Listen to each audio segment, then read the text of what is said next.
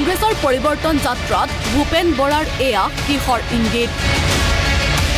হাতেৰে ইংগিত দি কি বুজাব বিচাৰিছিল ভূপেন বৰাই সকলো সীমা চেৰাই নাৰীক অপমান কংগ্ৰেছ নেতাৰ মন কৰক এই দৃশ্যটোলৈ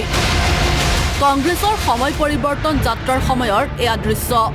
বিলাসী বাহনৰ ওপৰত থিয় হৈ গৌৰৱ গগৈয়ে দিছে ভাষণ গৌৰৱৰ কাষত থিয় হৈ আছে দেৱব্ৰত শইকীয়া ভূপেন বৰা মীৰা বৰঠাকুৰ হঠাৎ হাতেৰে ভূপেন বৰাই কিবা এটা বিশেষ ইশাৰা দিছে ভূপেন বৰাৰ এই ইশাৰা দেখি লাজুকীয়া হাঁহি মাৰিছে দেৱব্ৰত শইকীয়াই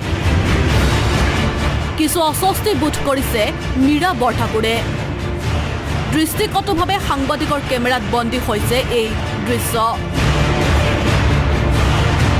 ভূপেন বৰাই কিহৰ বাবে কি বুজাবলৈ এইদৰে হাতেৰে দিছে ইংগিত ভূপেন বৰাৰ এই ইংগিতে কি বুজাইছে সেয়া নকলেও সহজে অনুমেয়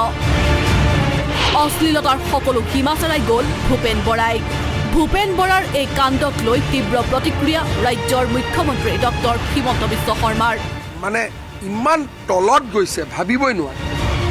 নাৰী সমাজক অপমান কৰিছে ভূপেন আৰু দেৱব্ৰতই দুই নেতা কংগ্ৰেছৰ পৰা বহিষ্কাৰৰ দাবী তুলিলে মুখ্যমন্ত্ৰীয়ে বাছৰ ওপৰৰ পৰা ভূপেন বৰা দেৱব্ৰত শইকীয়াই বৰ বেয়া এটা ইংগিত দিছে মই এইটোৰ ওপৰত আপোনালোকক আজি কেবিনেট ব্ৰিফিঙৰ পিছত মই ক'ম ইমান বেয়া ইংগিত দিছে তাৰমানে অসমীয়া মহিলা ছোৱালীসকলক লক্ষ্য কৰি দুইজনে ইমান বেয়া ইংগিত দিছে পাৰ্টিয়ে যদি তেওঁলোকক এক্সপেল নকৰে মইতো ভাবো অসমীয়া মানুহৰ তাত তেওঁলোক সোমাব নোৱাৰিব অসমীয়া নহয় কাৰোতে সোমাব নোৱাৰিব কাৰণ মহিলাটো আৰু কোনো জাতি নাই ইমান আপোনালোক টিভি সকলে এইটো দেখুওৱা নাই আজি দিল্লীৰ পৰা মোক কাটিংটো পঠাই দিছে